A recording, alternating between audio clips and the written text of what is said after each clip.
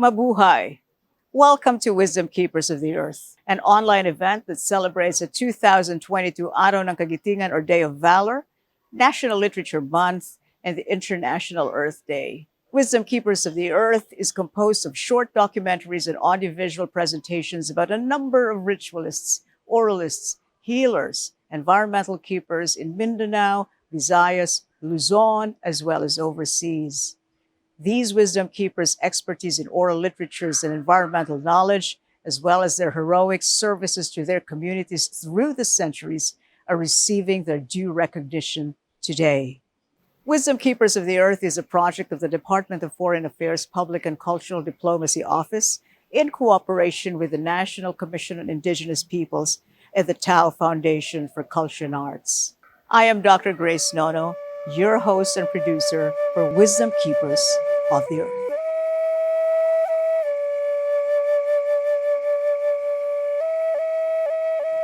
Let us begin with a question. What is this wisdom that we are talking about? The UNESCO calls it local and indigenous knowledges that refers to the understanding, skills, philosophies developed by societies with long histories of interaction with their natural surroundings.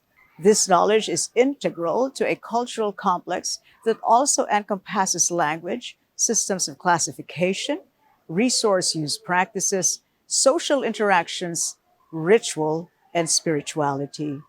These unique ways of knowing are important facets of the world's cultural diversity and provide a foundation for locally appropriate, sustainable development.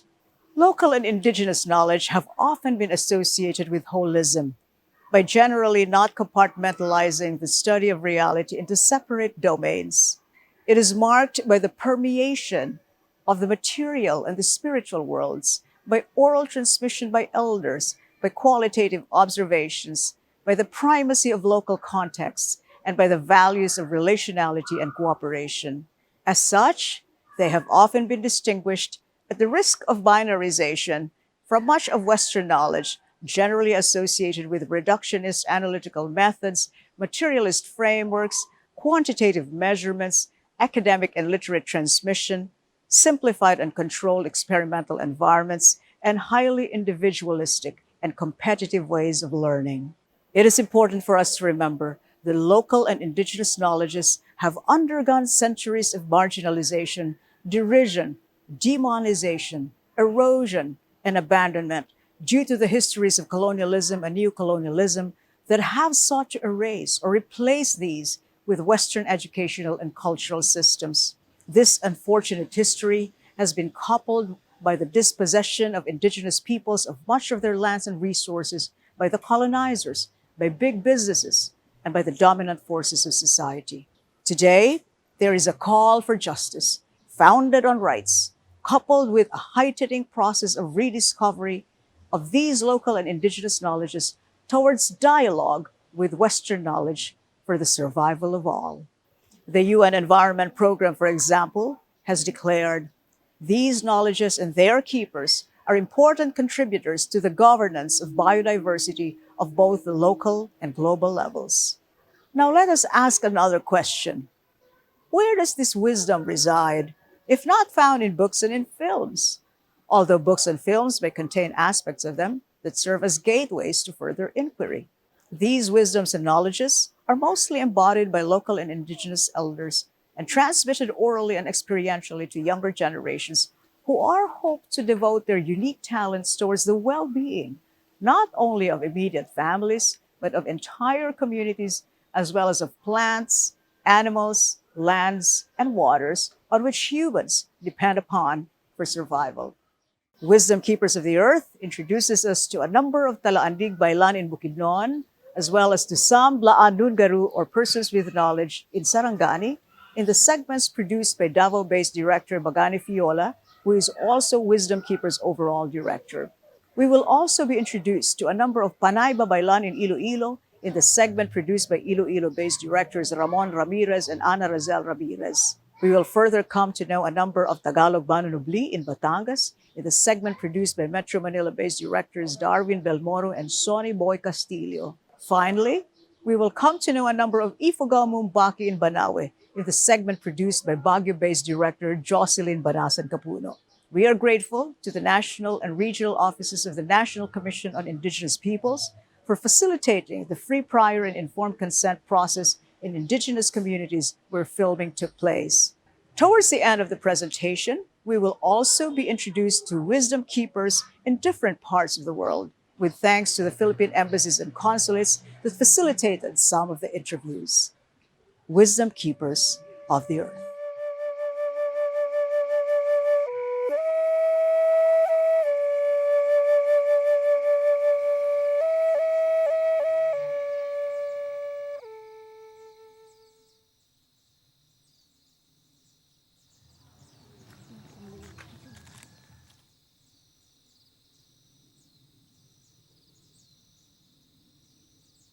Dari masih ada daun undak dulu. Tadi dari kemudian pusoi. Pero kata siya, na tayo potensial as medium. Kaya na istorya. Yan daan baka tagputo di panaw. Pero kaya na nagbalik ka tawag na sila og kanang walo ka pasali. Konsiyo sa walo ka mga kapitulangan. Ako nisitutan ang pamalaan sa tribo. Sila ang tinugdan, sila ang matang panalangin ka daw makarikod ang dataya. Bakit? Matat ka rin. Hindi mayada mahapon sa tanan. Ay ba? Panalangin ta sa pandan yan sa mga baylan. Sa iha. Kino sa katuyuan ta ini ha. Sa katuyuan dan yan sa pag what who will we how pang paano mga tabis. baylan. Hindi sa igawas niya sa ikaw ba eh? Iyo kung yan masa. Ang tao sa impapan kayo yan. Siyo malaking managsak sila nga lang siyo magwa sila. Baya kalalaka. Kinahanglan. Lumalas talaga yain. Sumalabtikan sila dahil mabukaan ba. Kaya kau magnatao. Doon, manawat subara magdalang. Lumayang kaiman. Siya kadag po sa pituwagin hariya. Ikabiada yang kumaka-umaka ay panuntay pangapo ka. Minante patasan parang ikaw. Amin na lapatan na langkara na batasan. Samso patay luwa. Siya patinggan kay takay kuray. Hari kayo mapamagatan. Hari kayo mapagisaan.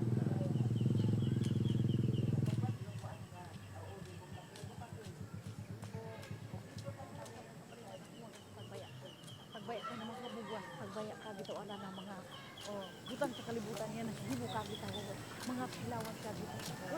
Iwis ko din kainan ha. Dong raw ta daw alan sa mga problema ko kagita. Alan sa mga problema ko na malanggawan, alan sa mabugat kag ginawa ko na malanggawan, alan kagita sa tagadagada nga mga hunahuna kag ikagikagita malanggawan, alan sa pagkabalabag ko kag timaday malanggawan kagita sa mga problema dayo partiyo. Mga material malanggawan alan kagita. Doon ko tayo imo siyan i-waste para mabuligan na kagita wagas tagbaya alan sa mga problema ko kagita malanggawan kagita. Kanang mga baylan, mahibuon mo siya nga baylan kay pag kadlawon ba, early daw mga 4 o'clock, nagsugod na siya chanting, nga na mog sala.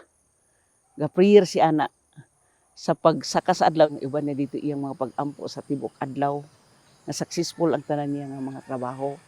Importante gyud ang ritual sa kinabuhi sa baylan. Naa may mga abya niya nga mo'y katabang sa iya na ug di na to na sang piton pud og ritual na dili na sad to siya kaayo mo tabang pero og magritual ang kuan baylan tungod sa iyang mga abyan ka pirmi gyud na sige tabangan. Wala makaruma.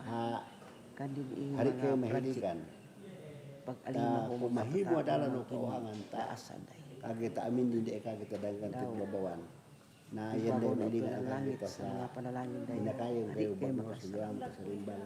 Mabuhat ay dalang kagita. Ang tinuro ko baylan dili galisod pag open up or pagdawat sa komunikasyon sa other side. Matter, spirit. Kaya maka-crossover man siya sa boundary sa matter and spirit. Muna ang kadaghan ng gabay lang gapuyo sila sang walay disturbance sa kinaihan, espiritu man ang ga atiman ana. So maka-communicate siya dito. Sa itong mga baylan dito sa kasang sa una, makapangayo bugas. Makapangayo og bino, pangayo tubig, makapangayo ulan, makapangayo init. Anya, pwede sila nga katuig lang gipuy-an di makita. Ang gitawag nga baylan, naana di ang koneksyon na pirmi sila sa kanang mga alambiton dinhi sa yuta. Kanang mga alambiton gitaw, kanang mga gabantay sa tubig, gabantay sa kahoy, gabantay sa adlaw, gabantay sa bituon. Sa kultura, mo na siya ang scientist na mo na siya. Scientist na mo na. The best na mo na siya ang baylan. Naapod-apod lang ni kuan trabaho nga munay among matrabaho.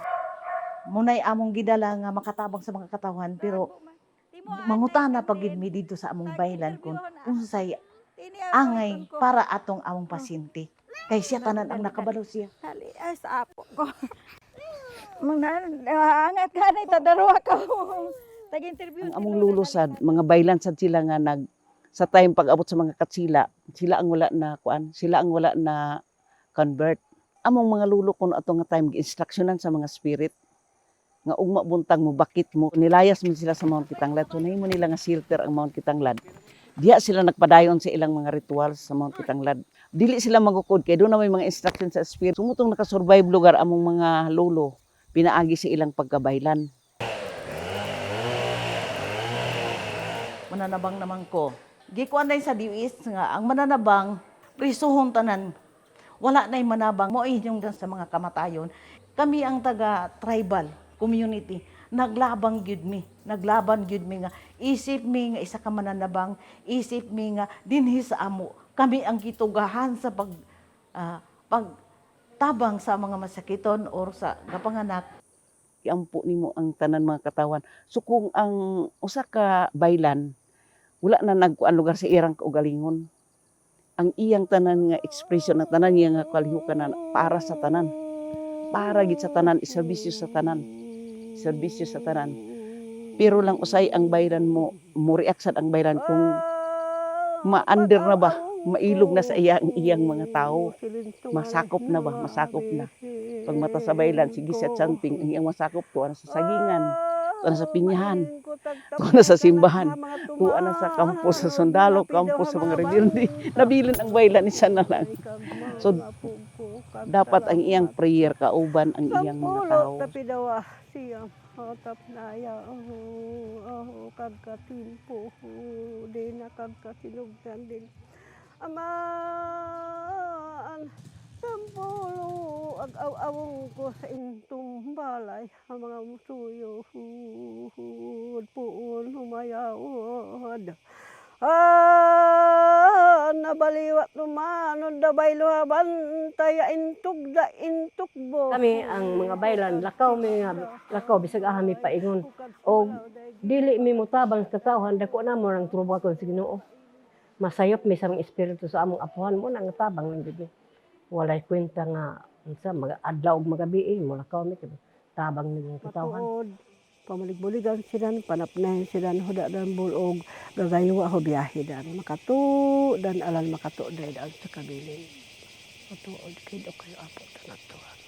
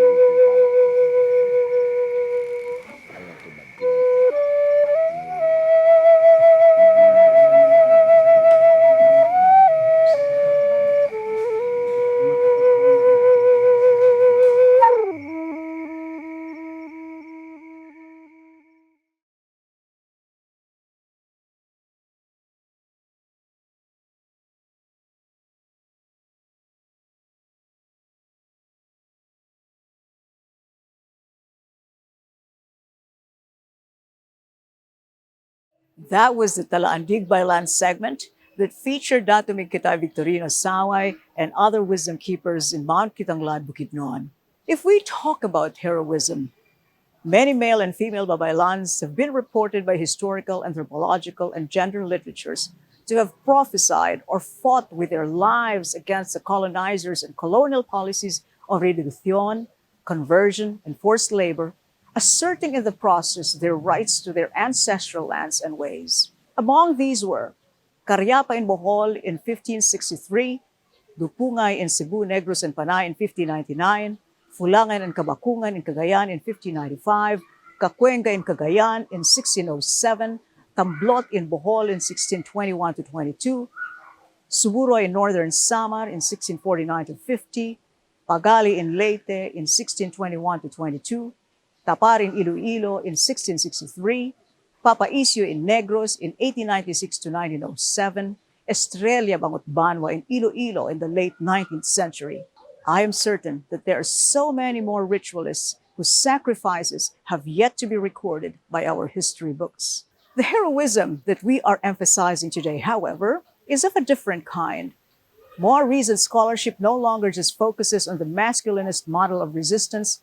When subordinated groups rise up in violent resistance against dominant powers, equally salient in studies of resistance today are the relatively peaceful, everyday contestations of power staged by subjugated sectors in society. When Bailisa Samay, for example, recounts how her Bailan ancestors, at the urging of their spirit helpers, fled to Mount Kitanglad to avoid colonial conversion and subjugation, an act that allowed them to preserve their native ways for centuries so that today Filipinos can still have that legacy to cherish.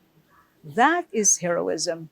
When the Bailan, through constant communication with spirit helpers, maintain the practice of sung and spoken oral literatures in archaic languages against the hegemony of Western language and music, that too is heroism. When the Mananabang or native midwives threatened with imprisonment assert their rights to their cultural practices provided for by the UN Declaration on the Rights of Indigenous Peoples and the Philippine Indigenous Peoples' Rights Act, that too is heroism. And when the Bailan, despite the unfortunate reality of their followers being wrested away from the ancestral fold by big businesses, religions, and armed groups, continue their prayers and services for all without exception and without counting the hours, that too is heroism. A peaceful heroism that remains unsung and that have taken so long to be acknowledged and appreciated. Today, as we celebrate Araw ng Kagitingan or Day of Valor, we offer our gratitude to our Bailans and other wisdom keepers in the Philippines and around the world.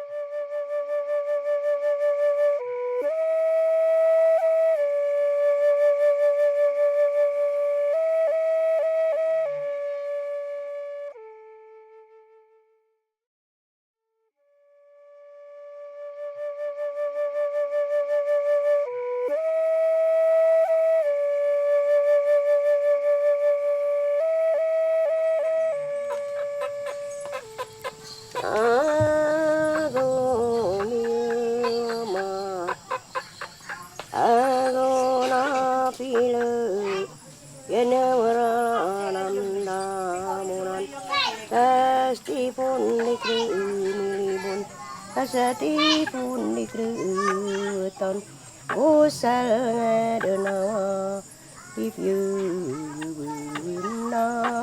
toko ye mo banu toko ma mo tanah dan mengam kubung yu gabale de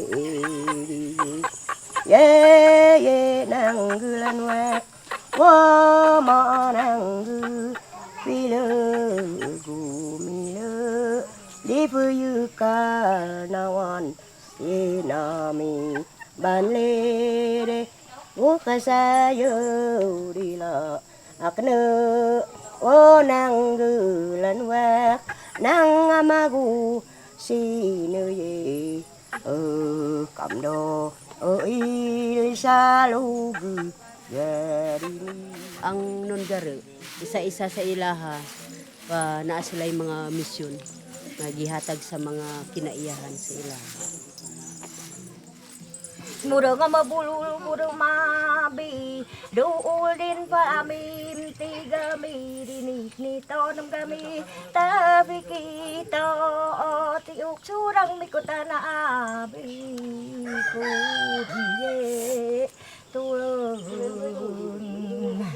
akdu bai du lagi dulan dayan sanis tipun gami menang baluk dus nudeng ye punat lon menak diulu migon ni tabang bus kamlon Tandaan, di kliton lado di ketdo larundo, di lo mimok naan kunun temduk kug faray de di kutlo agu muburun dakil makundun datalal yung. Ang iyang misyon, nagaritual siya kung naay magsakit o kung naay mga magpasalamat o thanksgiving ritualist gud ang iyang kuan papel. Ano pagtuko kayo kunong ginuman tayo di banu bumitan nga gagin di klunen bumitan menen ala anal mitan kulibun mantay kubo kaya pus dusag tud ginutu sesmudeng gumnis mudeng bulul gun mabi kata saroy Tunay wata na magragi all di kusumene matume ni mami pero mo pula bunskawi wa pula nami ine upamalami dunang kami tibang tagmelak ni tulen do tuis kami Dunay semena ko kabay no buwan mama dunay mo orangi ni mo umay kabulo bulan dito batarong ulam dit wano lagi ni kuno mesikawi Lagum nirita na. Tukakeng kumenam kuram tulus kumenam kuram mo siguro. Yem tulus tana. Yem tulus bulan mataro. Yagum nego. Kumenak na wagurari mo guto. Lagum niri ko tana amni gamirin na ko. Katimenda ko timendal mo aswende. Ram tulus ko. Tulatuan gura kakut ladal mo nato alumunam kut. Singa nga sa akong kabahin dili ko almoos kay lisod kayong almoos kung kana atong sampiton dili siya pwede makasampitana kay bawal sa iyang abyan ang iyang abyan kan mao na ang abogado na sa adlaw ang iya halang diri lang siya sa kalibutan nga nagatanom mao na iyang misyon kay diha nita nibuhi sa yuta labi ni sa atong yutang kabilin ada di tamudako on sa diha kung wala tay di tambuhi sa mga tanom mo na ang pinaka number 1 sa iya magtanom gyud na siya kay diha ta na makapundar ug diha ta maka pangayo og tabang makahatag ang kinaiyahan sa ato nga palangga ta sa kinaiyahan kung number 1 sa atong ginadala nga magtanom ta sa yuta kay diha ta nibuhi. Dukal di damu agut maga kaleli blu but nganin gobil no but nganin bungaro Ang iyang misyon kay sila man ang lubasan ni Bo magkayo sa una. Naa sila'y mga ipadala nila nga balaod, nga uldin na sa mo ang balaod. Tapos naa sila'y gibili nila mga message ni Bo magkayo sa una. Samtang naapa siya diri, ginatagaan niya mga kanang iyang mga sinaligan. Isa-isa sa ila na siya ipadala sa ila. Ang iyang trabaho, siya ang tiga hatag og balaod sa iyang mga kauban. Amdailo. Yun lan magit toligado yelo gulok nulong mimo kakaan na mimo full natambil mimo saol dadto na nay mabung yelo gulok gimo Unta magapadayon ni nga tong trabaho para naapod sila'y kaugmaon nga katong mga gibinlan ni ba umakay sa una nga naay kapuslanan ang iyang pagbilin og sulat og kanang mga lengguwahe ni ba umakay sa una og manghinaot ta nga kaning gudmabi nga matabangan ni kay mao ni ang atong tungkaran og diri ang atong root sa atong pagpangayo og tabang. Do matami wadi no di good mabi. Yero ko do garu. Baga kumni di furugu. Du ye furugu. Pali na kasira. Wengo bagam pa nok do kasira do nok go. Dula tigulam nok ngad guni ko si da di furu. Furu ni mo imi mo langit ni mo tanak bong ani. Ye mi mo tanak bong do ti gutel men tanak bong gumni mi langit na do bratik mi wadi ye muyu di fulu mi. Ye gami gumni. Landuk tuan mi to kuti mi lo os landuk. Ye lo os mi gami fulu mi. Fulu im gami na lo ni fah mi di tanak bong. Ye gami gulam gatong. Dumen go. Sa tim sa bong.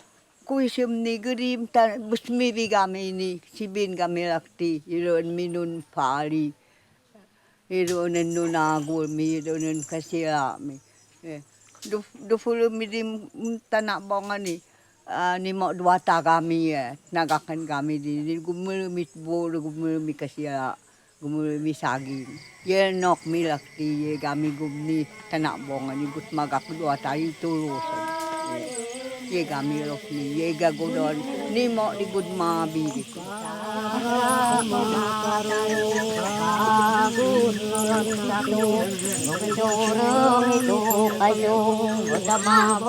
Ang tanan nga nagtapok dili kay ang mga sila tanan kundili nun garet lang sila mga dreamer lang.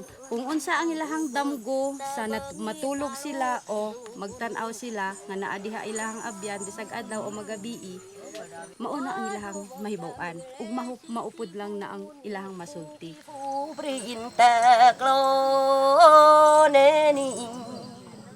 Ang last nga mag-almoos dire sa tribong Blaan is Sigilon. Kay ang almoos gikan sa una ang mga rapturist. Naga-rapture sila. Mauna ang almoos. So last nga pag-rapture ni Gilon, murag sukad ato ang nagpabilin na lang katong mga nungare. Katong mga naay kahibalo, mga dreamer. Kung mag-almoos na daw ka, dili na daw ka pwede mo gamit og mga pagkaon. Kay pwede ka kalit mo wala o pwede pod ka kalit nga naa. Mao ang pinaka-direct nga term sa almoos is rapturist. Mag-rapture sila tanan kung mag-almoos. Mao nga wala na kaayo gidala ang almoos nga term. Na ikreumi bagami mitu na kuno nafni mira eri good wata bagam tnubag. Na do naman tani ko on tubag idwata galgu kaf ni ridwata. Nakaf ng amdai gikan sa pagkadalaga niya, faithful siya sa Ginoo. Kay bisag unsang klaseng mga simbahan iyang sudlan. Ang chanting musunod lang siya pero dili siya mo chant. Kay tungod dili siya kabalo ug maulaw siya kay dili daw kuno to tugyan para sa iyaha. Apan mahitungod sa iyahang mga prayers, sige siya ampo, musulod bisag asang simbahan. Wala siya gisupak na ay tubag sa iyahang prayers. Gitagaan na siya sa espiritu o sarili niyang kinaatman. Espiritu gikan sa Blaan, mahitungod kay siya Blaan. Blaan iyahang unod, Blaan iyahang dugo, Blaan iyahang panit. Mao nga gitagaan siya og espiritu nga nagachant na siya karon.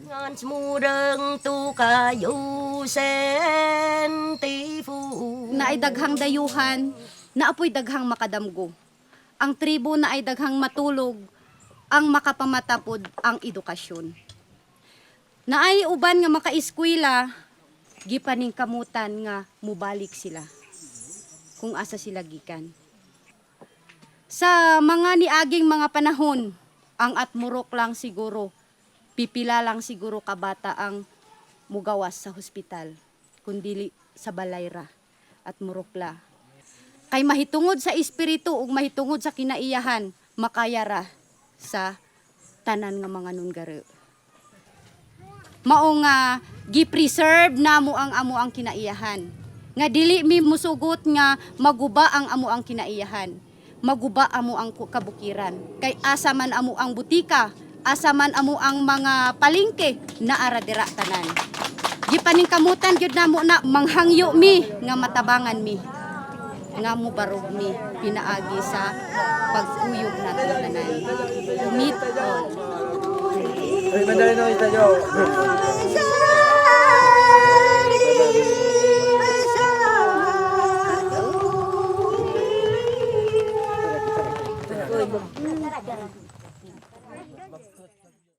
That was the Blaan Nungaru segment featuring Dakel Macondon and other wisdom keepers in Mount Atmuruk, Sarangani. For decades now, the crucial role of Indigenous peoples in sustainable development and in protecting Mother Earth has been recognized. The 1987 UN Brundtland report recommended, and I quote, Indigenous peoples should be given a decisive voice in resource management decisions that affect them.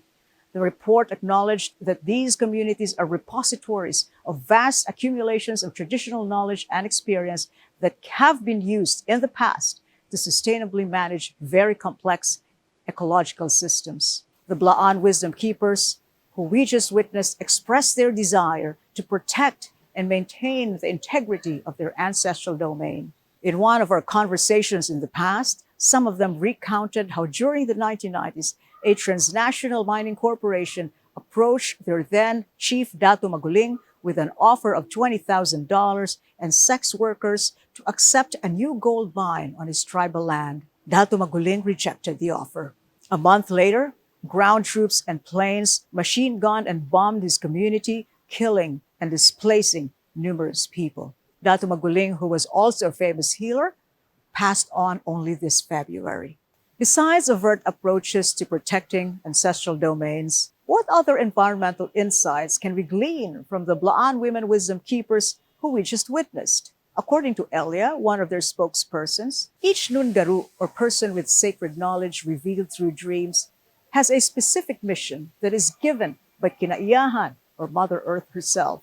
Dakel's mission is to perform rituals for healing whenever people are sick and rituals for thanksgiving whenever people receive blessings. Legla's mission is to sing about the sacred law. The shared mission of Mata and her daughter Lalinia is to plant root crops, bananas, vegetables, because planting on the earth is itself a sacred task, one that gives life and through which humans feel the love of Mother Earth, who provides food, water, songs, medicines, shelter, and energy to her children, who must protect her in return. Today, as we celebrate International Earth Day, we offer our gratitude to our Nungaru and other wisdom keepers in the Philippines and around the world.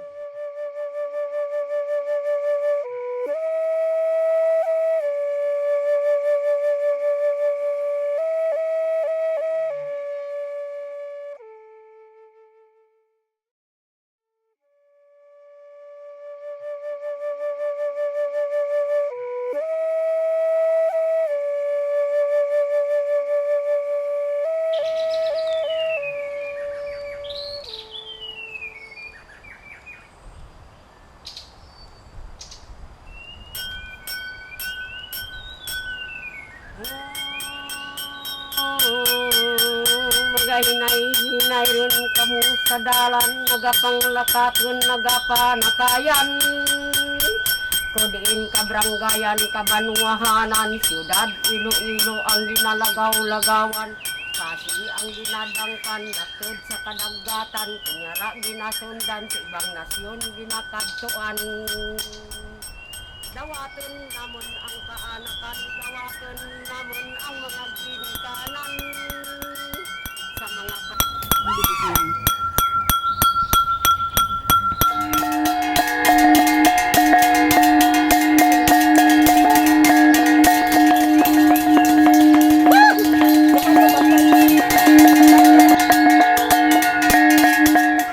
kuan wanito Montisco ga barangay Dagami maasin Iloilo.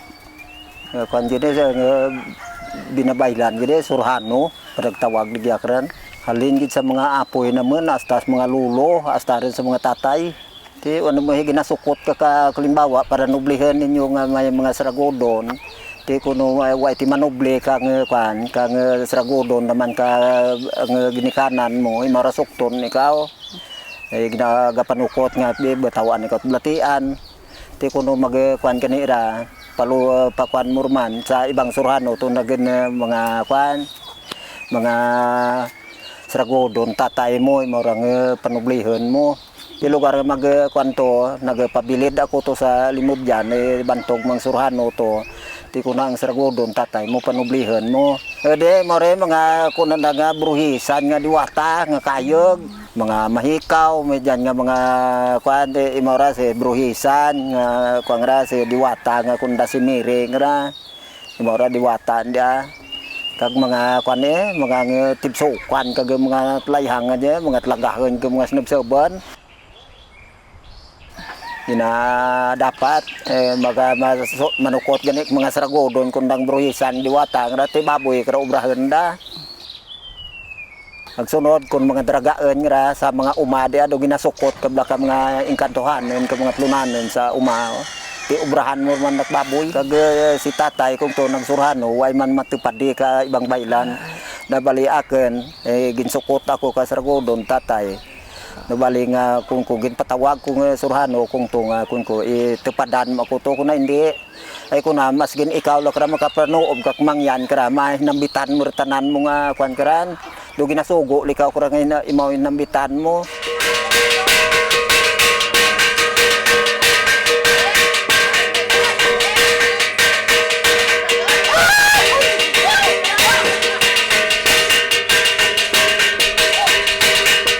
Makatnoob kak mangyan daw ginadiktakan ikaw nga imaw mitlang mo diyan sa halad mo mga puso berebed na imaw narahingadnan mo diyan. Ang ginahambal ko sa mga ritual ang pag-alagad para sa mga espirituhanan nga atin ginatuuhan. Ini tanan ginbugna kanaken ginbugna sang Ginoo paagi sa tarhita libro nga ginhatag sa akon. Ang libro nga nahatag sa akon paagi sa tubig nga nagabaha.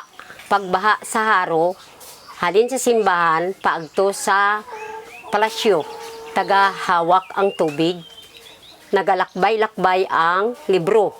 Pero tuya sa libro nga to, may nabuol akong mga Latin. Kay ang Latin, ginatransfer sa kinauna nga mga paghambal, mga tinaga na sa kinauna. Sa akin lang sa akin lang kaisipan nga nagaabot. Kunwari ako ubraway man, iba sari-sari man ang ginamit lang ko kung ano ang ginaubra, kinaraya.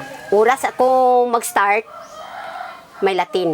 Anghel ko gid, ang espiritu gid amo nagadara kanaken, hindi lang basta-basta nga matunaan mo diak. Ang epekto nas pagpamulong, pagpabadbad, paglubad kang mga espirituhanon, kag paglubad kang mga balatian nga kung sa diin gintukod, kung sa diin na natandag, kag kung sa diin na ginhalinan. Oo, tub-tub sa kamatayon, ihatag mo sa akon kung para sa kaayuhan ko. Pero kung sa kalainan, hindi ako magbaton. Tuga, ang hamuot mo kagugma, sa isid mo katawo, nga mapabuhi mo, makabulig ikaw, makasuportar ikaw, makatabang ikaw. Kung nga runungon kundang sarad angin nga iputsan mo ra kang kuan saging nga tatlok bilog kag mga koron basang una mga buong na putson mo lapat mas gini isalak gipik putson mo lapat kag sabit sa mga kahuyan talon. Kita mo mga bubog doon sa amin way namin ginapukan mga bugo nga diyan restaurant gid tanakakuan ka mga brulakaw. Do kwan mga diwata maran nga brulakaw. Ay man ako ga panukot kaday nga abi kuno makalimbawa mangluya ako way ako gasagap nga biya nakibag na batahan na sanggatos. Ti kun may kwarta, miyad kun may kwarta na tao pero ko ay way tanat sanggatos ini tanak paluyak nimo. Ake masibin 50 timos lang basta may halad laknaken nga may kwanta ka hipan ko kluya. Si Mapuel Magdalena si Daba-daba, si Malabhab, Ang baylan lain sa surano. Kaya ang baylan nga kada pito-pito ka tuig gaihaw kag baboy magpungko diwan baga magtaas ang level mo. Sa akin hindi ganit akin na kuharos hindi ako magbaylan mo agyan blatian ko nga to. Hindi ako magbaton pero urihe law kapirago ako mabulaan ti ginhawa imo to ginpati ko gamit nin tatay dito sa balay na si area nga to ginkaraan ko sawa ko na nakapira-kirahan balang surano nga bulaan mo gamit tatay mong tukog nublihin. Lugar uri ito bulaan ko ginawa dayo ko subaan to nga gamit tatay hedarin sa pantyon na bagtingan ti kapito basalan kaagong ti kapito kag iwasagan ka banay na matipito nga ko imam naratay sa godon mo nga ako sagi ako gid ginakuanan mo nga manubli pa ay dala ko he panublihan ko.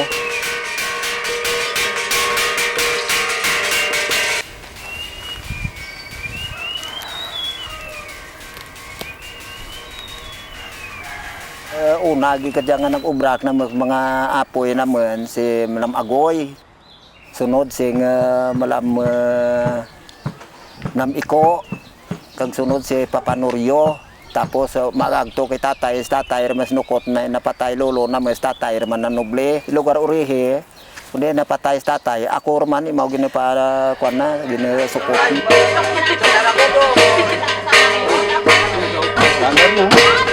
Kung namutan daw bilang tanagid tarahaan doon kato nga tao. Ang nakapanuble ka na kato, bata ni Ulang Uto, si Pedro Valentin.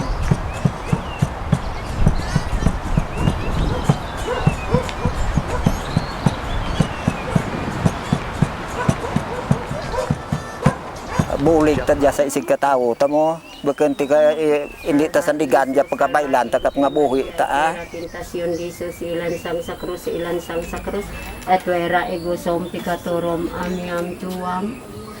Anak iba dagapati mas tawag doktor pati ang iba hindi man magikuanay kuna kun doktor lang imaw man pa doktor naman wen pagayad ti po idi nga pabilid kami nimo paluya kami ti kung ko ti luyahan tayo kuno doktoran na ti ayat doktor ay kung hindi ganiti baraylanan da Ulang Uto kagay ti Pedro nga makabulig kananda ko pa ano nga kuananda ang bukid makasuba abot sa dagis bukid tapos kuno kuan mas tato sa nakakapis ka to nakaabot sa dato mo palagaw to nga pangabayo la sanday pantuto ay matuod di matong ni anting-anting si kuang to si Ulang Uto kuno bantayan no tanas dalang to kisa mga didose lan kaptan no sang isa hindi pa malupok pusil mo may nahuptan di man tanato nga kuan madaw begna matus malam nga hindi tanam madutlat.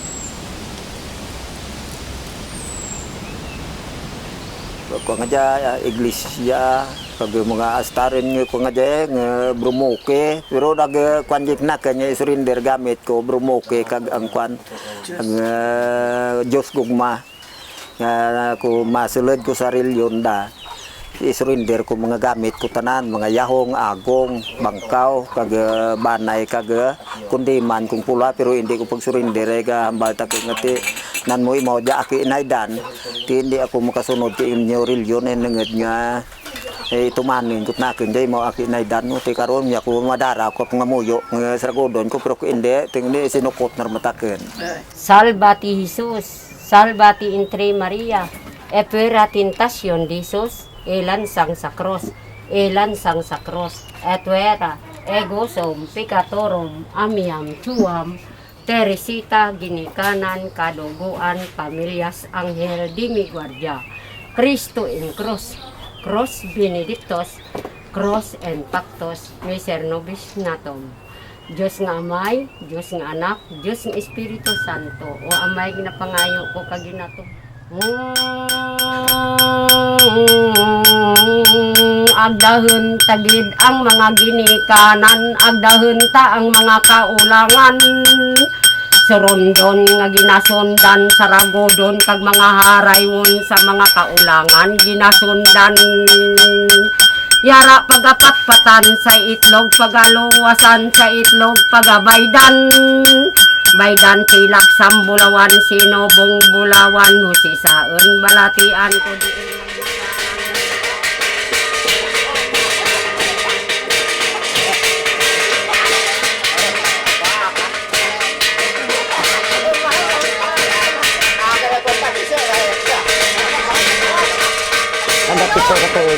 ritual, man pasaka.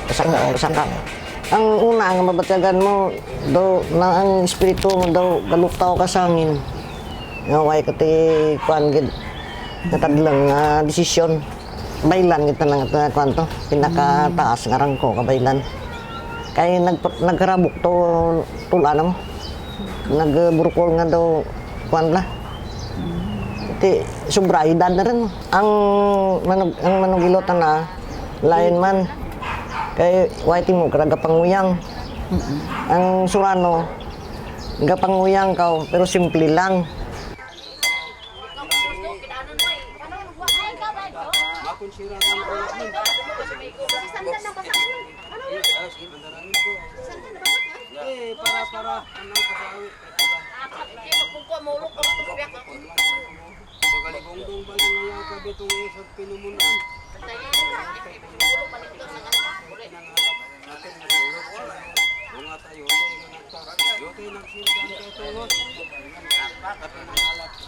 Ang baylan ta na manguyang ka hindi manok baboy gid. Ang butbot ta na akan ta na butbot itlog mo bilog.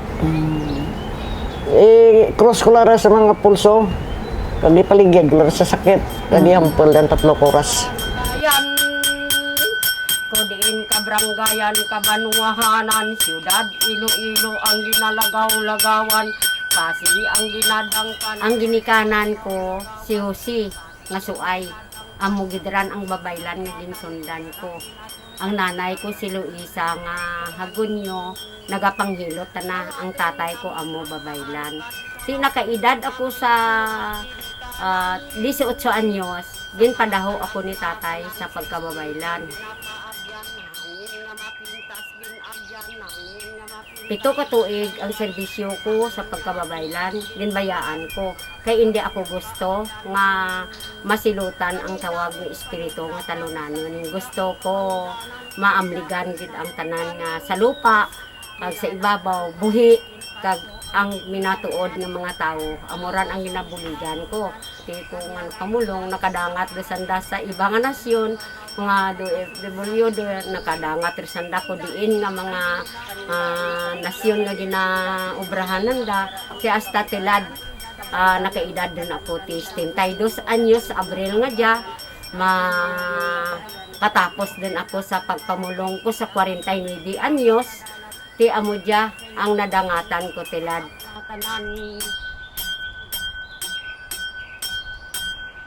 But if you have a babaylan or a maarang, so you see the word itself, maarang meaning somebody who is knowledgeable. If you have a maarang in the village, no, there's no problem because the maarang actually could be your uncle, it could be your grandfather, no. Of course, there are women babaylan, but there are very, very few. I know only of two or three women babaylan. The word itself, siruano, is a Spanish word for doctor or a medicine man. No? So a siruano is always hot. When you believe in a babaylan, that does not mean that you're doing away with God. No, in fact, the Bangat Banwa people who are really religious people. I mean, spiritual, no? They are... they had formed themselves into an association, no, where they can continue the causa, as we would call it, the cause of the Babaylan founder, Catalino Cervantes.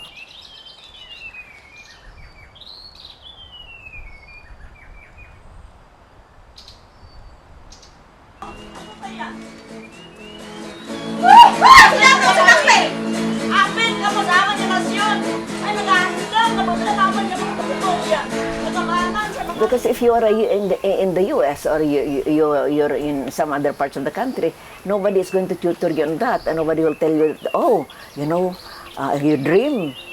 The person that is calling you in that dream is actually your grandfather. He will tell you that, no.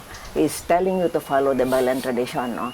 You've seen things like that don't happen when you're in the city, when you're in the US, when you're in say England, or when you're in the Middle East. They are Dalagangan and they are Busalian.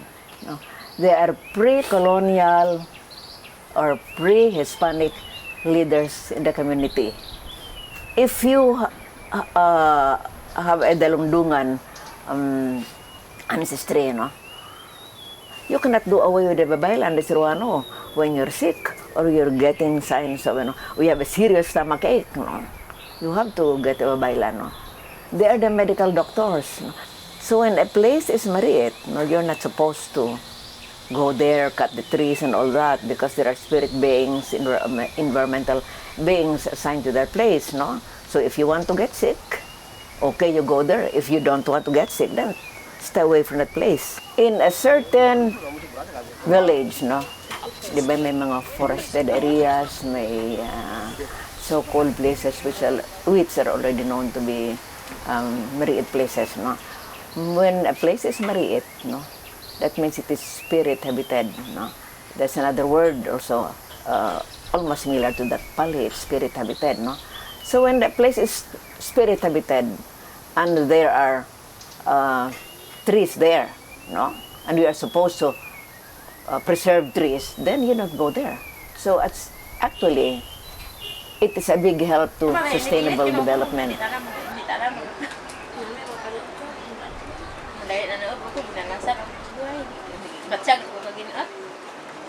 I personally grew up in traditional indigenous healing. Like growing up, I never went to the doctor. So in a way, like if I get sick, I go to the Manumpilot, Tamon, some barangay. I remember she would always like use guava leaves and ginger, other oils. I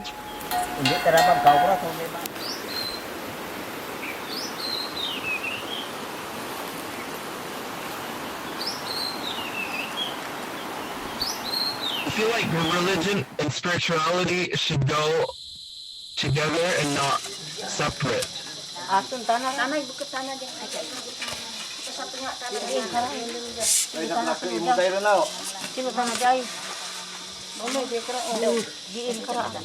The Babaylans exist until now because people seek their services to remedy whatever disturbs them.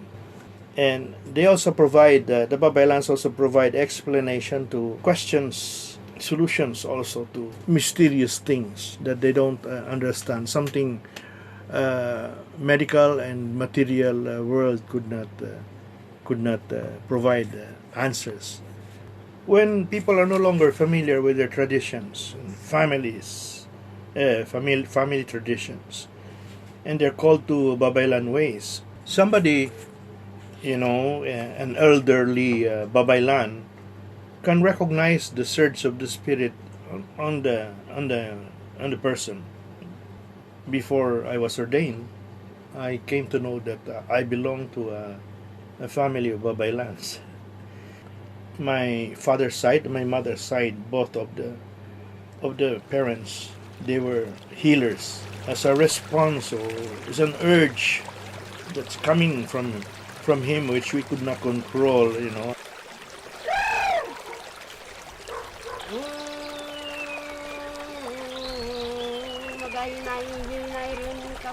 Sa dalan gapang lakatun nagapanakayan Kodiin nga kabranggayan kabanuahanan Siyudad Iloilo Pasi ang ginalagaw-lagawan Yara din ang mga ginikanan Hindi mag-intrawite labot kadya nga butang Sa mga ginikanan ginasundan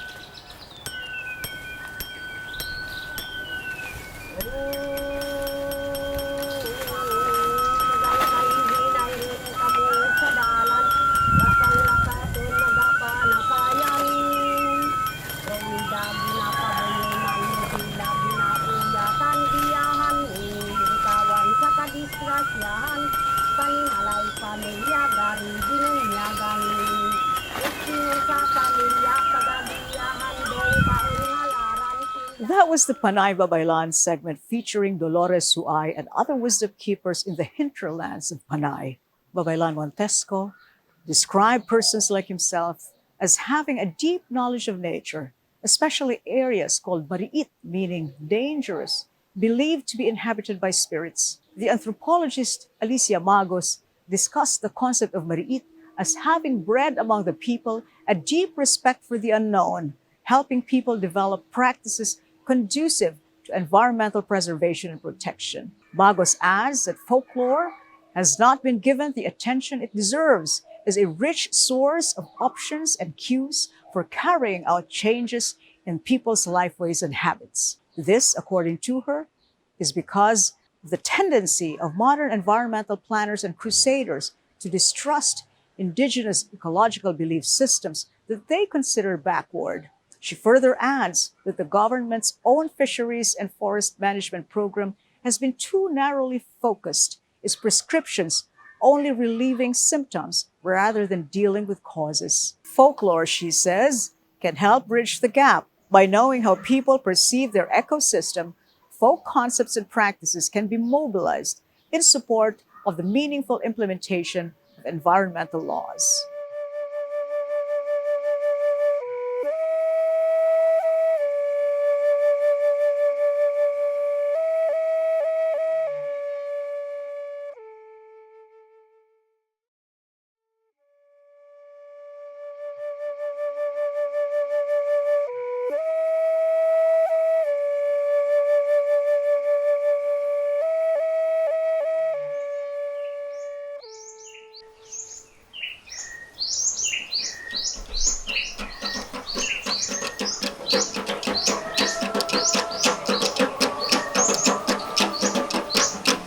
Ang makasaysayang sayaw na subli ay nag-umpisa noong mabalitang mayroong isang puno ng kahoy na naghimalang bukalan ng tubig.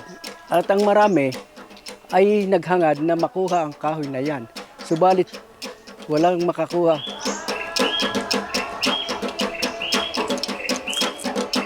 May nabalitaan man itong mga taga-Bawan na parang may nakikita silang parang manika na sumasayaw sa may puno at may naririnig silang mga tinig na parang umaawit.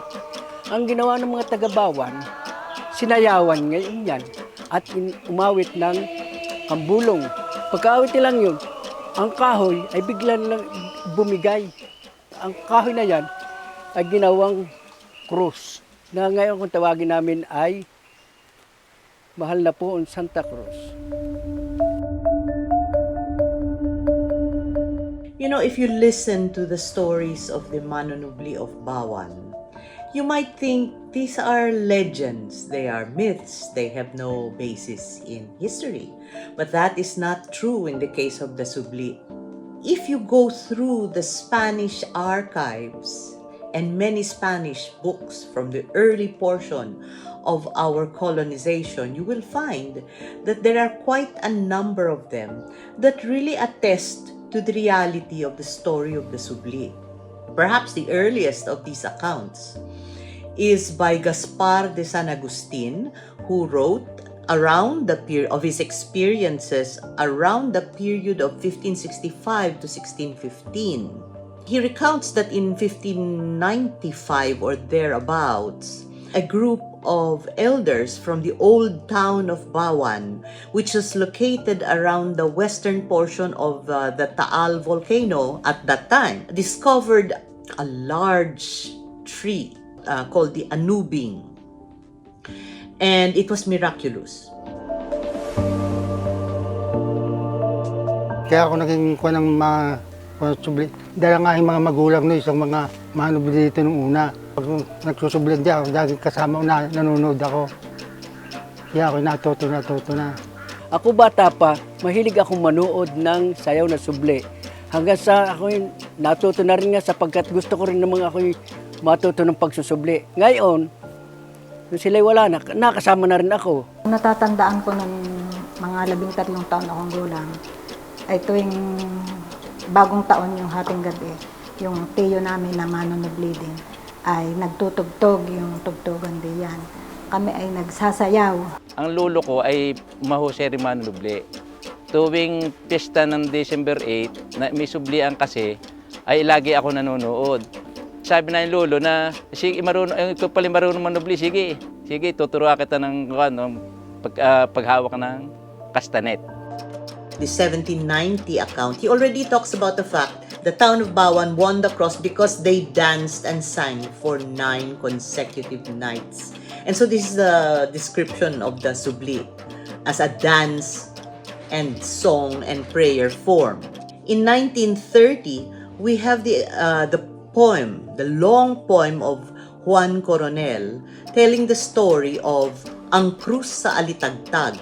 This long poem tells us the entire story, and it is still available. It's in Filipino for readers today. So you will see that Subli and the Mahal na Poong Santa Cruz have a long history, as long as the period of Spanish colonization of the Philippines. Sa libit ng aking pagsama sa kanila, dahil nanatili na akong nakakasama nila, natutuhan ko na yung mga tono at saka yung mga lyrics, hanggang humingi na rin ako ng kopya para matutunan kong mabuti. At kailangan talaga yung bawat sayaw ay lalagyan mo ng tono.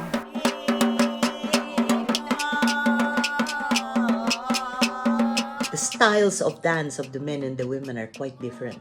And men and women dance against each other in groups of 4 many times. 2 women, 2 men, sometimes 7 women, 7 men, 8 women, 8 men, etc. No, in different formations. To understand the text, and many times the singers don't even fully understand the text, we had to go in research into these ancient dictionaries. 17th century, 18th, and 19th century dictionaries, because the references were so obscure and the usage was no longer there. The first reference to subli in a dictionary is 1611. And so you'll notice that 17th century, that's early conquest.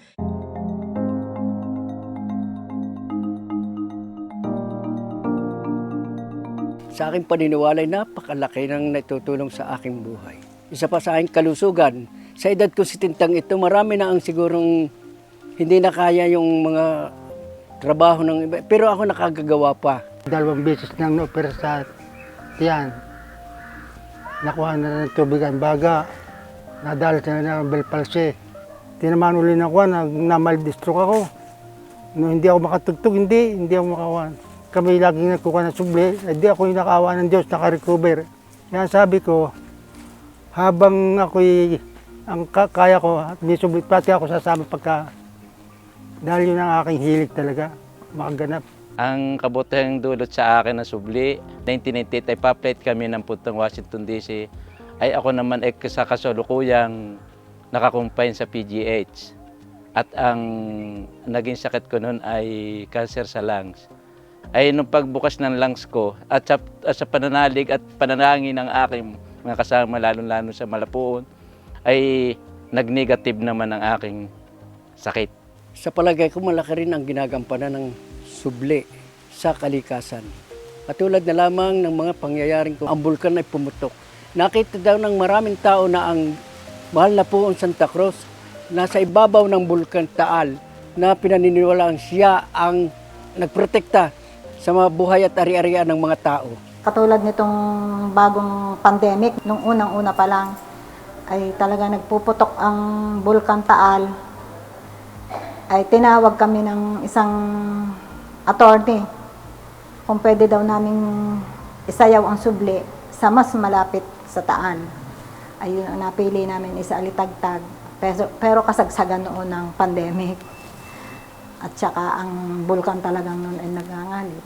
Sa awa ng Diyos ay yung mga lindol na malimit naming nararanasan, utay-utay na siyang nawala. Talagang ang subli ng Mahal na Poon ay siyang nakagagawa at nakakapagprotekta sa mga tao.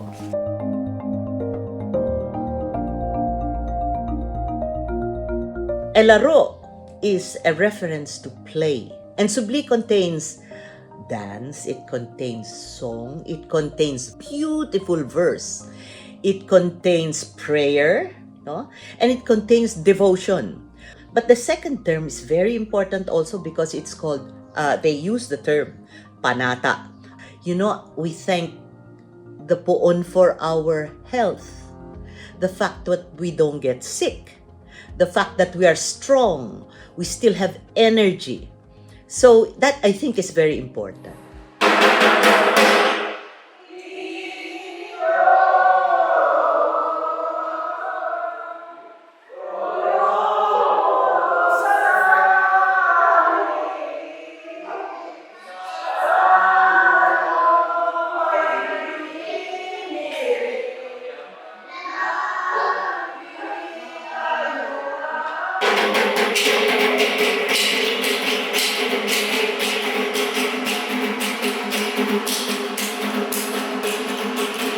Ang naging sagabalaan sa pagsusubli nito ay dahil itong pandemic.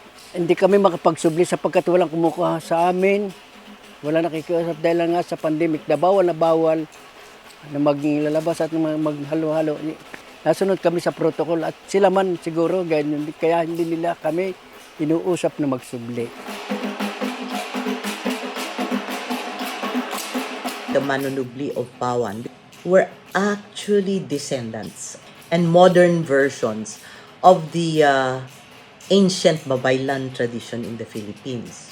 When the people start singing the subli songs, you will immediately notice it. Because what do they call themselves? They call themselves together and they call themselves Kambulong, Kabulaklak, Katampok ng Singsing, Kapipino, Kadamuro. The bulong, for example, is a whisper. It is a spell that brings about healing. Bulaklak are ritual flowers offered to the deity. The katampok ng singsing is a gemstone. Reminds us of these amulets that come together with gem-like magical talismans.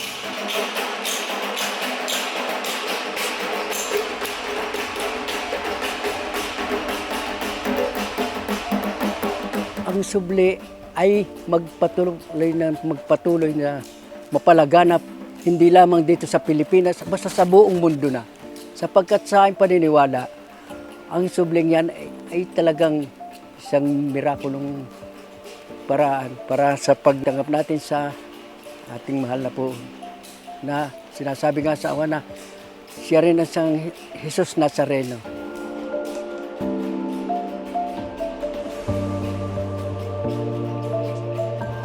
The subli is so important because it brings us to an understanding of cosmos, of our cosmic presence. And so I think that is quite important to remember for all of us that still have the joy of watching, of performing, of taking part in this devotion that has existed for centuries, and hope that it survives and that it prevails in the future.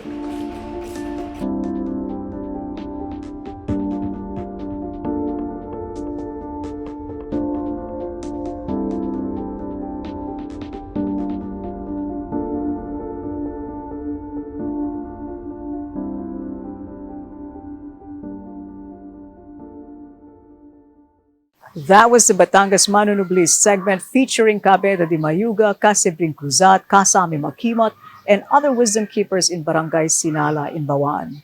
All of the segments that we have watched so far showed performances of centuries-old yet equally contemporary sung or spoken traditions in different Philippine languages.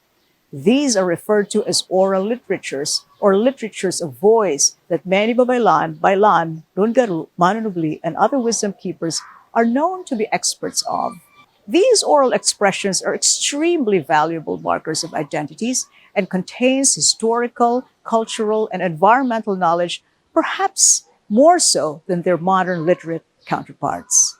Oral literature has been described as, quote, a broad term which may include ritual texts, curative chants, epic poems, folk tales, creation stories, songs, myths, spells, legends, proverbs, riddles, word games, oral histories, whose composition and performance exhibit to an appreciable degree the artistic character of accurate observation, vivid imagination, and ingenious expression, end quote.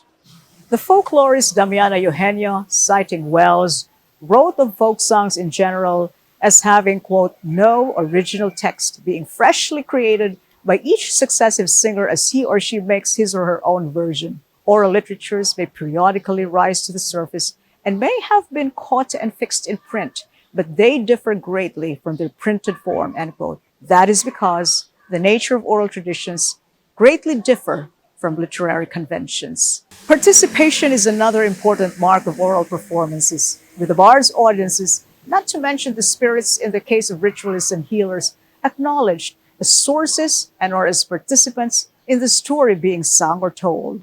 The anthropologist Nicole Revel observes how much of oral literature later gives way to a mixed oral and written tradition. This is the case of the Subli oral songs and prayers that trace themselves to the origins of the Mahal na Poon.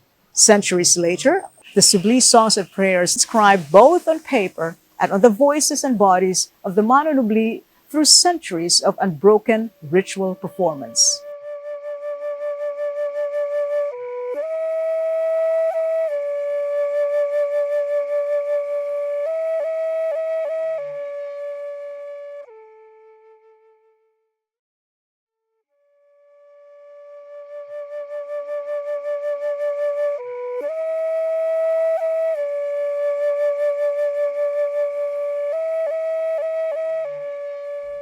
Rakitan taya pernah rakitan ni peninan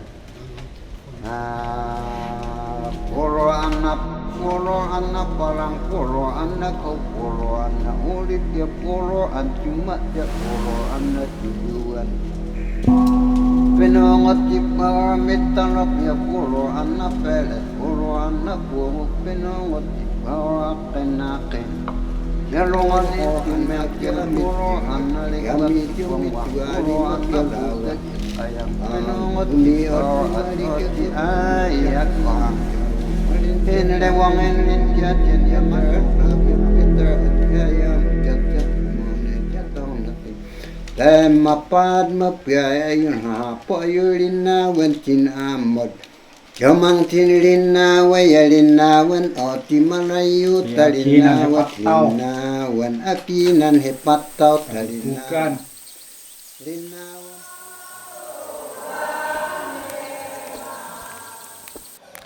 So this is how you winnow what you pounded. You winnow it twice. We call this muntop. Where did all this knowledge come from? And he lagitan ngaten Ifugao ne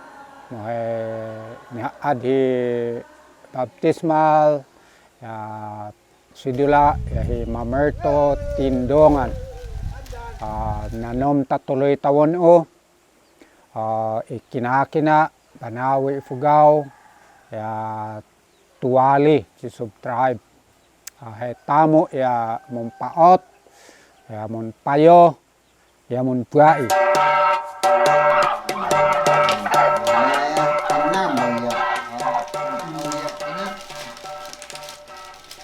Iti ay hip pugan hip aro yatim aro hello. I grew up in a small village where everybody practiced Baki. I hear them recite like in a conversation, like as if they are conversing with the different deities. And the other one I also heard is semi-chanted. And the third one that I hear is actually chant. And when I became a Mumbaki, I learned that when they are just praying, communicating, or calling the different deities, they speak like they are talking to a person.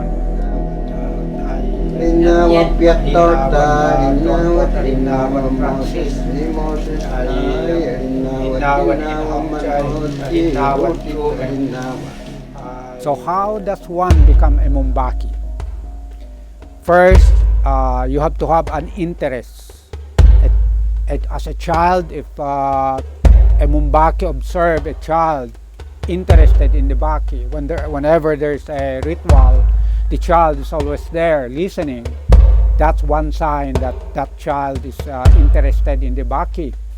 So eventually they will initiate the child to be a Mumbaki. They will connect you to their lineage, past Mumbakis, and connect you to the different group of deities. If there are somebody outside the Ifugao tribe who is willing to learn, as a Mumbaki, I would teach. Baki is such a powerful healing tool. Why do we keep it in this tribe? It should be shared worldwide.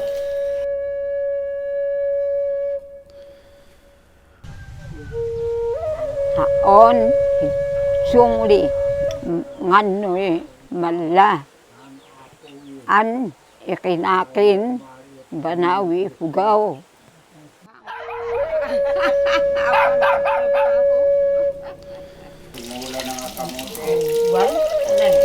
Ti babae kayat lang agbaki ngem aduti trabaho da kakarupi man di agan anak katawan ti kastana maapan agbaki ti sa bali ng balay ngem maminsan di asawa na di lalaki ket haangan nag-eskwela isunat timang suro kinila karina basta interesado di lalaki.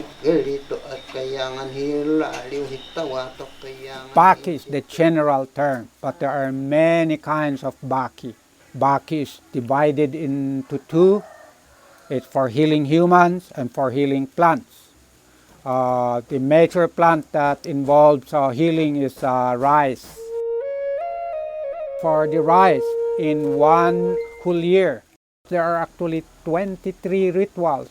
So each ritual have its own intention. Haen hi tiabit Juan Candelario nga wa amihi ada feni nan kenaken Banawi. Ha ko an mumpiai hito wa tiammi.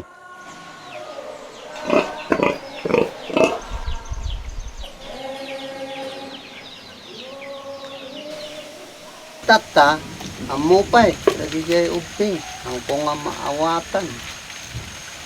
Tapos damit mga dakis kanuda, ito yung mga baki. Ada ito ko, makimismisa, lagi jay uping, agad-adat niya diya, pero dita. The proliferation of fundamental Christians who see the Mumbaki as worshipping devil or evil, it doesn't really help. As a Mumbaki, the challenges I face is really the lack of interest among the younger generation.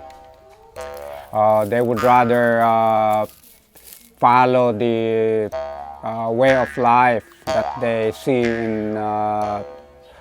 on television.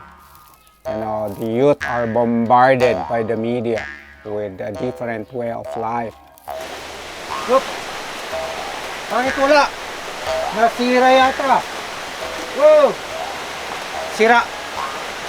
This television actually represents how it changed the mindset of many people. Imagine how many thousands of children watching programs, and they like to be like those characters in the show. So they are not, they don't care about this living culture.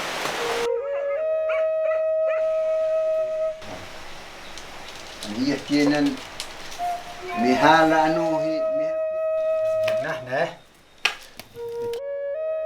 good health. As a main reason to bring back the Baki practices and the traditional way of farming instead of using insecticides or that new product now that kills grass. It actually helping destroy the rice field because they spray that weed killer. It will loosen the stone wall and it will erode. The age of our terrace field is supposed to be more than 2,000 years old. So before colonization, we have maintained the terrace field that fed the people of Ifugao for thousands of years. And with just a short span of time when we were Christianized, the ritual that we talk about diminished. This is what we got. Our source of food deteriorating. What is the solution? It's time to bring back the Baki.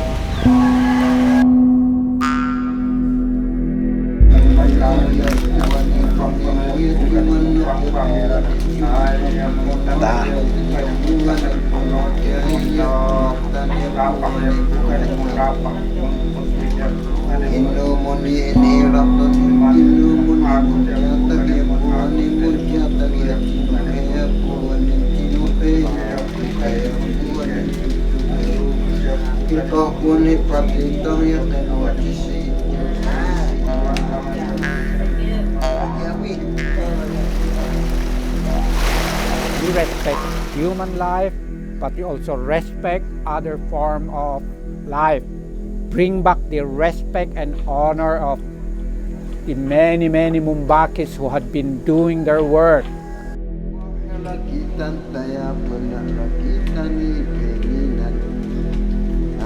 If we all work together, we will take care of this earth that we live in.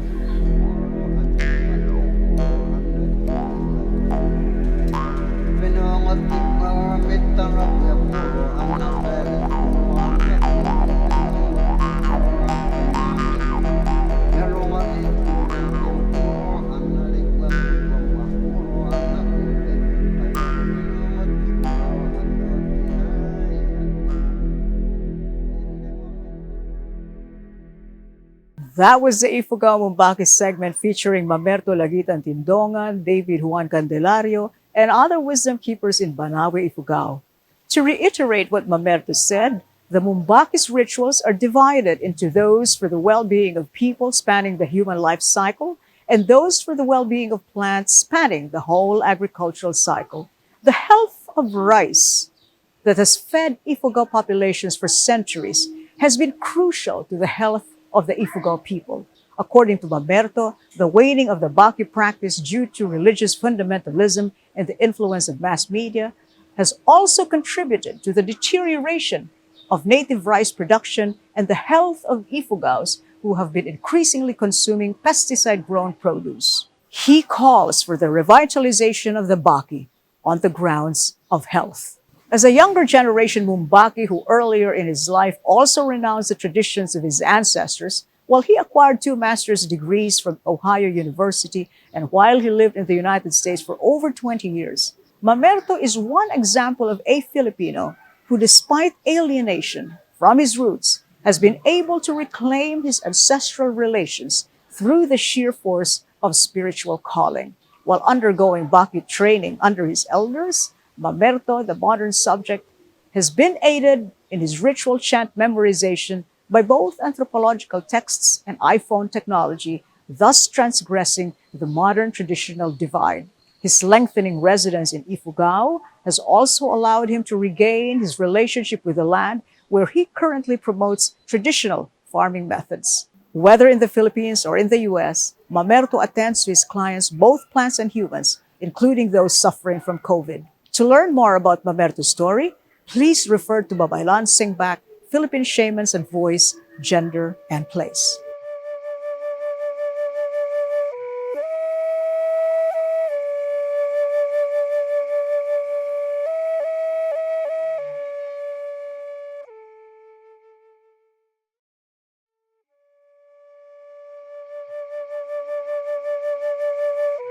Now let us hear the stories and important messages of a number of wisdom keepers from other parts of the world. Apu na tanok na marswa.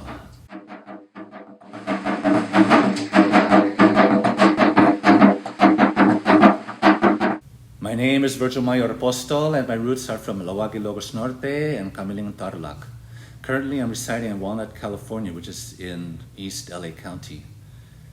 As far as formal education, I have a bachelor's degree in business administration, Bachelor of Science in metaphysical studies, and years of experience under the tutelage of various traditional healers and escrimadores of Northern Luzon. Some of the most important ones being my own ancestral lineage, my maternal grandmother and great-grandfather, and my father and his mother.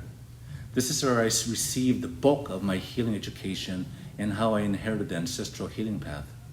But it was also with a conscious choice for me because, unlike other countries such as Indonesia, who have retained their cultural practices, the Philippines has largely lost theirs due to colonization. And so I chose to continue the work of my ancestors to research, preserve, and propagate our traditional knowledge.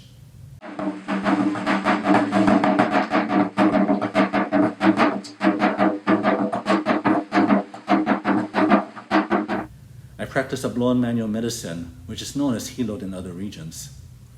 My immediate strengths are in chronic pain, injuries, and rehabilitation.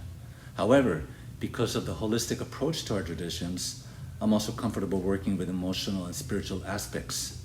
In my work, I use oils and liniments derived from medicinal plants.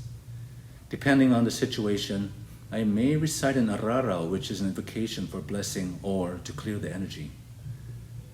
The challenges to my practice lie in that a Blaan is based on an indigenous science that is not thoroughly understood by Western society. Therefore, people have trouble grasping the extreme effectiveness when balancing the vital bodies.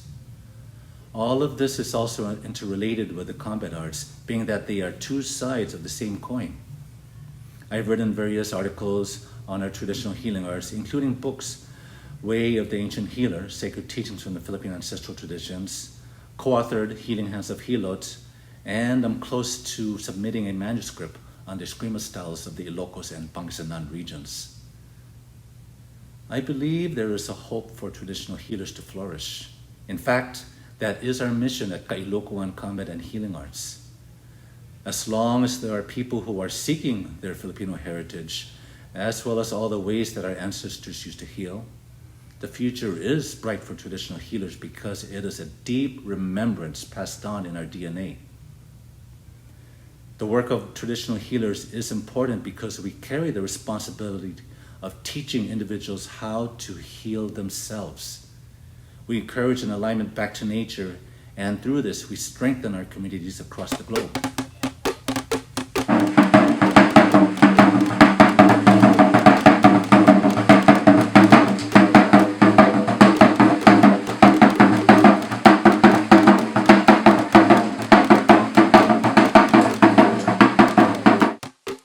My message to Filipinos in the homeland, in the diaspora, and to humanity as a whole is that we are all a lot more connected than you think. Never underestimate that you have inherited from your ancestors. Everything you seek is just beneath the surface.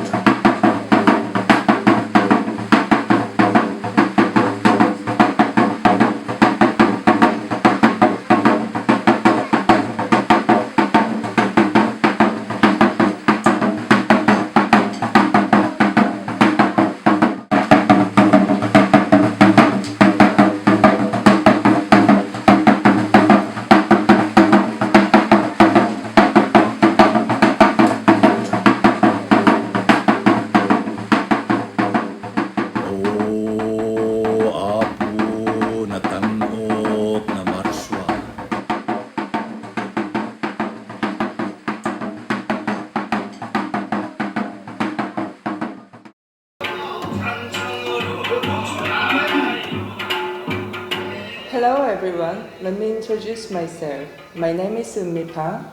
I'm South Korean. I'm 48 years old and I'm a shaman in South Korea. Before becoming shaman, I used to work in modeling industry. However, when I was 25 years old, I got sick. My face and body paralyzed and I couldn't find the reason. Even though I went to many hospitals, both Western and traditional ones, as they couldn't find any answers there. My mother took me to see a shaman and she told me that I should become a mudang. At that time, this shaman helped me cure my sickness and only 3 visits to her altar. I was very happy.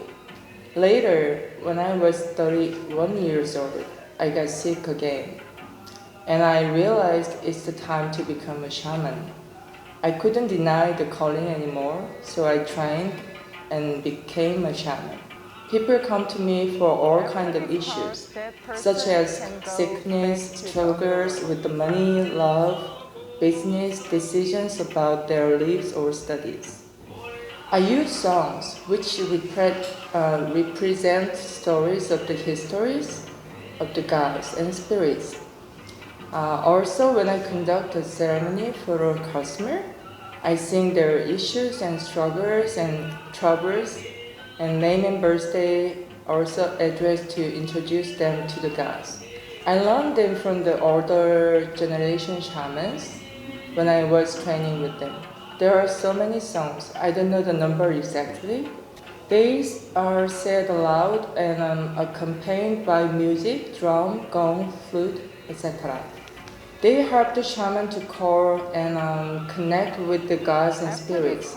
They help the shaman enter trance and communicate with the gods and spirits, and allow the gods to talk through me.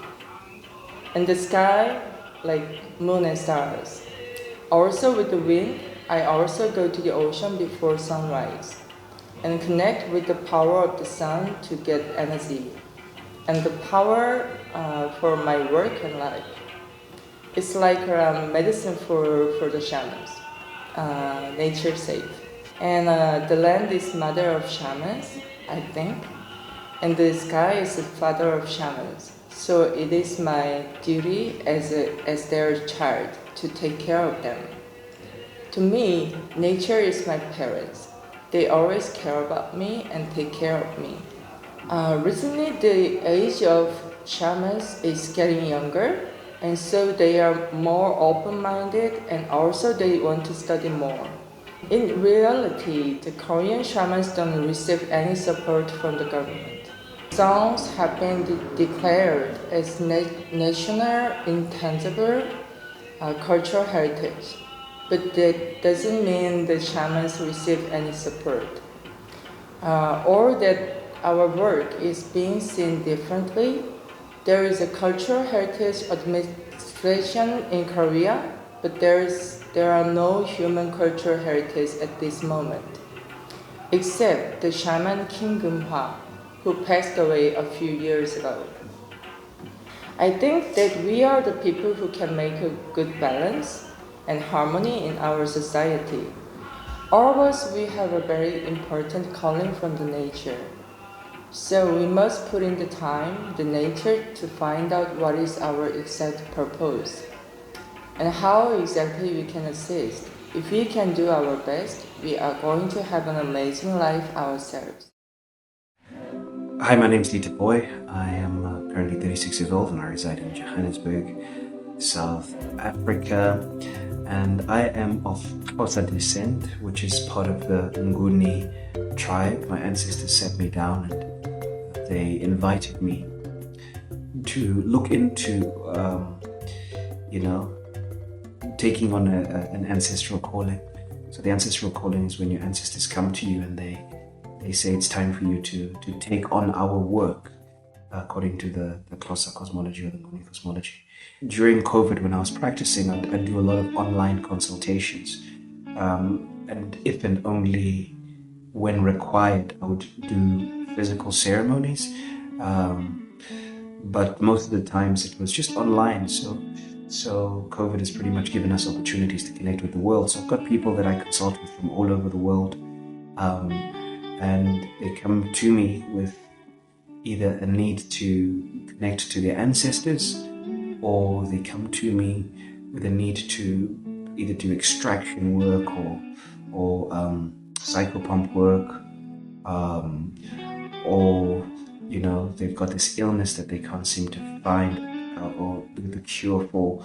I do divination work for the client to find out exactly what is the root of the problem, and then I would be able to provide medicines or recommendations, or listen to what their ancestors are asking of them to do. And that's pretty much the type of people that I've been helping. It's just this broad international audience, depending on where they are and what they need. Unfortunately, colonization has played a massive number on us. So when I walk around with my beads, people's perceptions are that of godliness, or you're a heathen, or they look down upon you. I used to walk around with my buys and my beads, and you just get all these weird looks from black people, especially because of how colonization has washed away, the essence and the beauty of who we are as a people, the ability to connect with spirit and understand spirit. And the strange thing is, back in the days, it used to be celebrated in communities where someone was called upon to be a sangoma, but today it's just looked upon in a very frowned upon in a very strange way. Why is sangoma work so important? I think it's important because, if we look back thousands and thousands of years ago, there was always the roles that each individual was called to play. Some were incredible farmers, some were incredible business people, some were incredible artisans. And there was always a space for sangomas, because sangomas or traditional healers were the ones that would see into the spiritual realms and bring down the messages for the times. Being broad in your perspective and learning different medicines and learning different healing modalities and learning different approaches is so helpful. It's so helpful and powerful, and reconnecting to the oneness of it all, because we all one, and we all share a common ancestor. We all share a common world. I would say definitely go out and experience different ways of being, different ways of healing, different modalities. Travel the world and learn from wisdom keepers from all over the world, so that you can become the wisdom keeper within your community that has a broad perspective and not just a singular narrow-minded perspective. It's so important to learn from different places and integrate it with the guidance of your ancestors, of course, with the guidance of spirit, who will lead you to all the places and the spaces that you need to be. So that's one of the things that I definitely say, is that travel the world and experience life, but do ceremonies with different wisdom keepers, with different elders, with different healers. Take that with you and give that back to the community where you reside.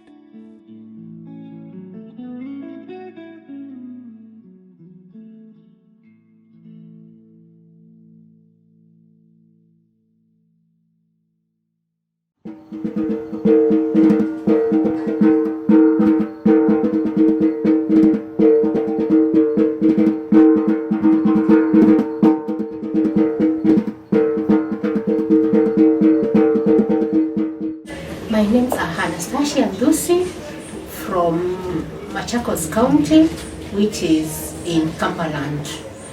I became a traditional healer while I was staying with my grandmom at a country. When I was 9 years, I used to follow her when she was doing midwifery in the community. Used to train bit by bit. I didn't know that it's important, but later when I was 12 years old, I was keen and I started following her very well, and I got some good knowledge from her, which has helped me up to date. Later on when I was 13, 14, and 15, I started practicing while I was in high school. I started even doing some therapies to girls. All the conditions of female reproductive system I learned from my grandmother, and in the school I was called a doctor, and it helped me a lot because I continued since that time until my grandmother died when I was 20 years old, 2002. I started practicing herbal medicine and therapies like reflexology. Also learned a bit of Reiki. I have a diploma in reflexology, and I also advanced on Reiki up to being a master in Reiki. I continued practicing until I could now study the palm and I can detect conditions without doing a general checkup, which is done by machines. And I'm happy about that because it's helping the community and the world, and I'm proud of my knowledge, which is indigenous, and I like my culture, and I'm so happy with what I'm doing. Helping East Africa, I've been around East Africa and all East Africa communities. So far, I have managed many different cases, like all reproductive cases, and it has helped many women. Also, the therapy has helped many women to conceive infertility, because my mission is to restore sick back to normal. And I'm working hard to continue researching and increasing my knowledge and adding value to the community, to the East Africa community in general and the whole world. Tomorrow, I want the results. Nataka majibu kesho. Healing, Josephine. I do work with the plants where I get natural products like powders, which the powders I can make to capsules. And also I do extract oils for my therapies. I do use oils which I've made myself from different plants like sage, rosemary, and calendula. Soil for massaging and also sending chakras. Like this one, I use it for arthritis, which manages arthritis, all muscle conditions, knee conditions, osteoarthritis, inflammation. I'm doing forestry. I'm planting plants in my locality, and I'm also helping the community to preserve trees. So you don't have the research remedies. You'll be in many problems. A big challenge is that inadequate efforts to get the medicinal plants. Acceptance in the community, it's not easy to be accepted in the community. Like, for example, like when you are a traditional healer, you are seen like an outcast in the community. Even I started when I was in the family long time ago. They can't accept you. Like in Kenya, the acceptance is very low compared to modern medicine. And another challenge is that also acceptance from our clients. So far, I am happy because of the referrals. But if the community accepts us and the rules go down, I can work very well without any problems and challenges. For now, traditional medicine and the traditional healing is almost being accepted in the whole world. Most of our communities are adapting the traditional healing. My message to the whole world, Philippines and other countries, is that we pray that the Philippines will accept the traditional healing practitioners to work hand in hand with the modern medicine to practice their traditional healing services without any fear, and to work hand in hand with the community and modern practitioners in general.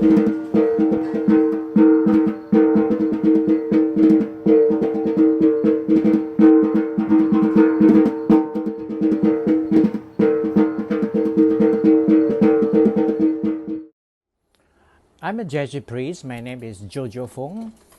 I'm a professor of contextual theology, having been educated in a doctorate in contextual theology. My ancestry dates back to Guangdong in China, then migrated to Sabah. I'm initiated by one of the most renowned Murut shamans. His name is Garing bin Muntalan. He's one of the last 3 great, renowned and reputable shamans among the Murut indigenous communities in the heartland of Sabah. That was in 2001. And then 2004 and 2008, I was initiated by Master Lee of the Maosan Taoist school that actually originated somewhere near to Nanjing, also China. And lastly, I was initiated by Father Sintus Ingun from West Papua in the Decalorist school, which is really a hybrid of Trinitarian spirituality and Kejawenan. That means Javanese mysticism. As a Jesuit priest, I find no conflict between my priestly identity and a Jesuit priest at that, with being initiated into indigenous and Taoist and Kejawenan shamanism. For reasons that Ignatius himself, in his mystical experience, experienced God everywhere, in everyone. And for me, that's true. God is alive and active in these reputable and renowned shamans in their shamanic practices as well. And more than that, I draw courage and consolation from the teaching of Vatican II, especially the document on our relationship with the world and primary religions, stating that they often reflect a ray of that truth that enlightens all people.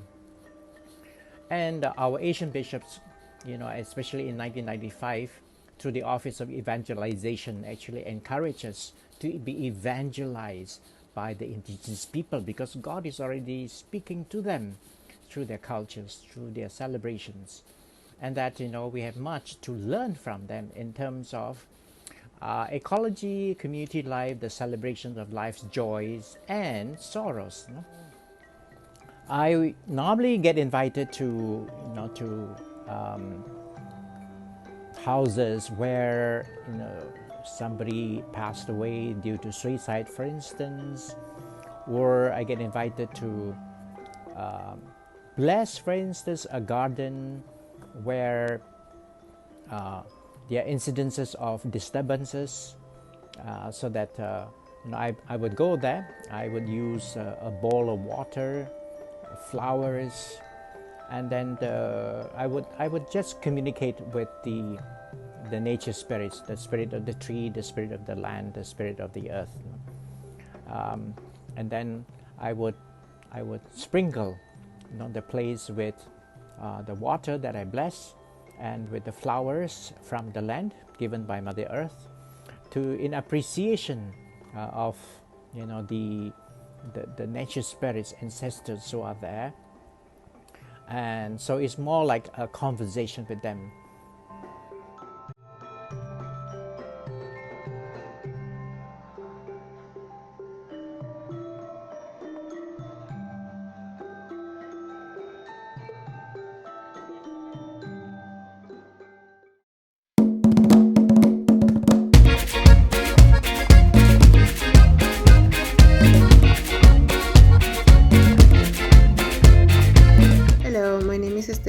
Porcayo from Mexico. I'm happy to be here today and share a little bit of the wisdom, the knowledge from my ancestors, a little bit of my work.